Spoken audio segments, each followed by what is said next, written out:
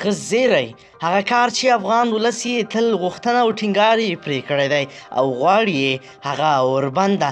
مګر ډېری خلک خپل کلي خپل ولایت ډېر زیات یادېږي او کلونه راهیسې نه دي ورغلي. دوی غواړي چې خپل کلي پټي ځمکې او خپل خواږه کلیوال وویني، خو د جنګ له کبله دوی نشي تللی. خپلو سیمو ته ملګرو راځئ چې راپور وګورو اوربند څنګه کیږي، څو وخته او عمومي ده او که یا. درنو لیدونکو او مینوالو السلام علیکم، وخت مو پخیر. ځینو سرچینو ویلي چې د طالبانو استازي د پاکستان ته په سفر تللي وو، هلته یې د لنډمهالي اوربند لپاره پریکړه کړې ده او ښایي دا لنډمهاله اوربند عمومي اوربند وي. د برټانیې انګلیسي ویبپاڼې BBC په خپلو یو راپور کې لیکلي دي چې سوله له جګړې څخه لا سخته ده. دوی د طالبانو د استازو له خولې لیکلي دي چې د سولې د راتګ د زمینو چمتو کولو په اړتیا اوس پوه شوي دي.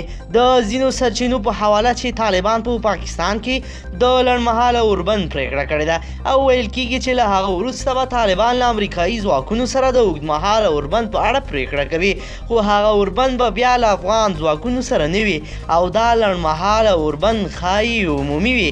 خو بل لوري ته افغان حکومت بیا د سولې د خبرو په بریا لپاره لومړنی شرط عمومي اوربند یادوي او وایي تر څو چې وسلوال طالبان عمومي اوربند ونه کړي تر هغې پورې د سولې خبرې هیڅ ګټه نه لري. تر دې مخکې په قطر کې د طالبانو د دفتر ویاند سهیل شاهین ویلي و چې دوی له امریکایي استازو سره پریکړه کړې ده چې دواړه لوري به اوربند کوي، خو په وینا یې چې د افغان ځواکونو پر وړاندې به جګړه کوي او له هغوی سره د اوربند پریکړې په اړه به بیا په بین الافغاني مذاکراتو کې خبرې کوي. بل لوري ته د تیرو ورځو کې سهیل شاهین دا خبره هم کړې وه چې د امریکایي استازو سره به د کابل ادارې اردو د سرنوشت په اړه هم خبرې کوي.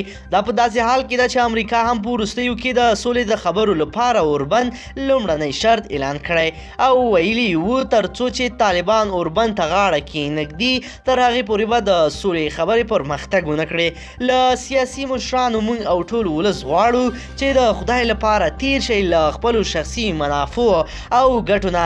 نور مو بس دا ښې موټرې، ښه کورونه، ښه ژوند مو ځانونو ته مهیا کړي دي د ولس په پیسو باندې، د هغه در تیر یو. نور مونږ پرېږدئ خپل ژوند خپل هیواد ته چې کار وکړو، تاریخ جوړ کړو، دا بدبختیو څخه ځان خلاص کړو. که نشئ کولی نور پرېږدئ دا هیواد چې مونږ یې خپله جوړ کړو، ووځئ جاسوسانو زمونږ له هیواد نه.